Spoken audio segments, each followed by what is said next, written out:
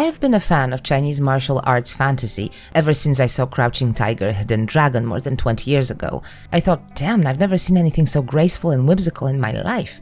And at first I only sporadically watched movies, Hero, House of Flying Daggers, and so on and so forth. Then, relatively recently, I discovered dramas. About the same time, a number of games set in ancient China, or its fantastical equivalent, started popping up on my radar, probably because my attention was already fine-tuned to this specific topic. Frankly, I never need that much convincing. Long flowy hair, a jar of wine, a bamboo grove or two, and the sound of a flute wailing in the background, and I'm happy. So I picked up a few of those games, including Immortal Life, that I already talked about on this channel, and I'm gonna have to talk some more because much has changed since its initial release. In any case, a few days ago, my attention was drawn to a demo that appeared as part of the Next Fest, which is currently taking place on Steam. The game is called Wandering Sword, and it's an extremely nice-looking RPG with low-poly, pixel art-ish graphics and elements of tactical combat. I say elements because although the default combat method is turn-based, you can switch to real-time. It grabbed my attention obviously because of its ancient Chinese setting, but also because of the mixed art style. There are 3D environments with low resolution but lush textures, kinda like in Valheim, 2D pixel art character sprites, and beautifully drawn character portraits, plus nice lighting effects and depth of field. It's really pretty. I've played many RPGs, but I tend to avoid those with too many tactical elements. I'm not good at turn-based combat, and even worse at planning. If a game uses a grid in its combat system, I walk away and never look back. Also, I like creating my own characters, so I'm not excited when an RPG doesn't give me that opportunity. So this game, apart from being a pretty looking RPG in a setting I like, has all the above mentioned elements I usually avoid. But I thought, well, it's just a free demo, and I downloaded it and played it. And no, I was not blown away, but I definitely had a lot of fun. Even with a technically tactical combat and an extensive progression system. In fact, the progression system is quite interesting, and the game explains it to us in great detail in the first 2 hours of gameplay or so. It can be a bit overwhelming at first because leveling up is hidden under a rather exotic meridian system. To improve our major attributes like strength, constitution or agility, and stats like attack, defense or evasion chance, we need to distribute previously earned meridian points between the appropriate meridian vessels with descriptions as intriguing as they are useless for an average player. Fortunately, a helpful section on the right side of the screen shows exactly what everything means and does. During the course of the game, we also gain multiple combat skills, improved separately from meridians and with a separate pool of points.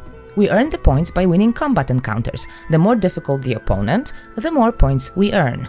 We cannot unlock a new skill until we find some source of knowledge, for example, a manual. Combat itself has a tactical element to it, yes, but during those several hours of early gameplay, it never got complicated. I was either capable of defeating someone, or I was simply way too weak and no amount of tactical thinking would allow me to win. But not all encounters require you to win. Sometimes all you need to do is to not die. It's good to always check the left side of the screen where the battlefield info is. It describes the conditions for every fight, and sometimes that only means not dying for a couple of rounds, which usually means staying away from the opponent. I wish I knew that before I wasted an hour of my life trying to defeat an unkillable enemy. Yeah, so it's good to pay attention. If I did, I wouldn't have tried so hard to kill my potential love interest. Fortunately, it was impossible. Anyway, during combat, you don't have access to your inventory, so you can't rely on downing potions to keep you alive. Instead, you try to defeat your enemies as quickly and as efficiently as possible. There are, however, some moves that allow you to regain some of your HP. There's a number of weapons you can use and slowly master, and all have different patterns of attack. There are also spell-like moves based on your cultivation, because, yeah, of course it's there. And as far as I noticed, those are the ones that heal you, in addition to dealing massive amounts of damage. They also have the longest cooldown, obviously. There's also a turn-ending move called Compose, where you literally compose yourself before the next move. You can only use it if you have some time left in your turn, for example, if you only moved but didn't attack, or if you decided to not do anything. Compose also lets you regenerate a very small amount of HP. The order of attacks in a turn is dictated by how quickly each opponent is able to gather energy, in this case Qi, for the next attack. Chi gathering, like everything else, depends on your stats and equipment and is represented by a yellow bar above each of the characters. We can have up to 4 characters in a party. We can befriend NPCs, even the regular ones, by giving them gifts. When the friendship meter reaches 20, we can spar with some of them. When it reaches 60, we can invite them to join us, and then we can normally develop their skills and decide what gear they're using. But there are also special, unique NPCs, characters important to the story, like this nice lady here. She only joined me for a short while, and I don't know if she or characters like her will become our party members in the future, but that would make sense. In any case, befriending NPCs is not very easy, apart from this guy who is supposed to become our first companion, so we can gain an enormous number of friendship points just by completing a quest. Characters take a long time to warm up to us. Character description, that we can access by selecting Observe option, informs us about their general tastes, but finding gifts they will actually accept and like gradually becomes more and more difficult. For example, someone likes ore, but we can only give them so much of the same type. After a while they stop accepting it and demand, I assume, goods of better quality, for example, ore that is harder to get. So yeah, finding companions, or at least random companions in the early stages of the game is not the easiest of tasks, but I guess that's by design. Okay, so what about the story? Well, we play as Yuan Yi, a young man with super not dying skills. Honestly, he's got like 2 talents, getting himself in trouble and being rescued by someone much more powerful. We meet him when, together with a group of friends, they escort a mysterious man through the wasteland. They accidentally end up in the middle of a conflict between 2 groups of cutthroats, and they all get killed. Except for the mysterious man and our young protagonist. The man they were escorting turns out to be an old, powerful master. He saves our unlucky boy and hands him over to yet another master, a bitter, heavy-drinking widower who lives with his young daughter in a small village. It takes Yuan Yi a month to recover, and even after he wakes up, it turns out that he's been poisoned with a frost venom, and he's still dying. To get rid of it completely, he needs to improve the flow of his chi, therefore he needs to cultivate and practice martial arts. Because of course he does. Eventually he's ready, and with his new master's help, he gets rid of the poison. What he doesn't know, however, is that his new master has many enemies who want nothing more than to see him dead.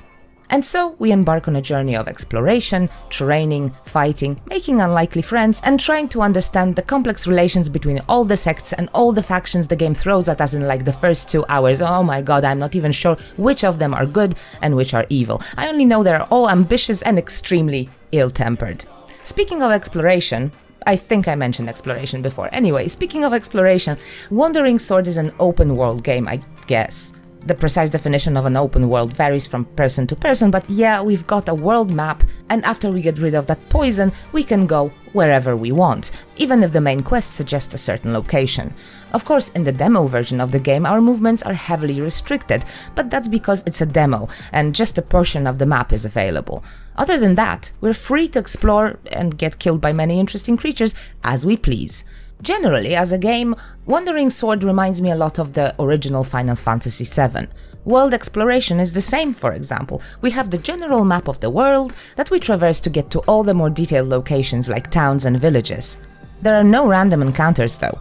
Combat with generic enemies in specific locations happens when we actually bump into them, so we can also actively avoid them if we so wish. I didn't get any combat while traveling around the map itself. We can, however, meet random NPCs, talk to them and befriend them and invite them to join our party, just like the NPCs in towns. The only gripe I have with this game is the character portraits. And it's not even about the fact that random NPCs have too few of them. All blacksmiths look the same, all doctors look the same, all children look the same. It is confusing, but I understand that I can't expect every random person to have a unique portrait in a game like this. My problem lies with how the portraits have only one expression, especially the player character who has this big old friendly smile plastered on his face at all times, even when in pain or grief.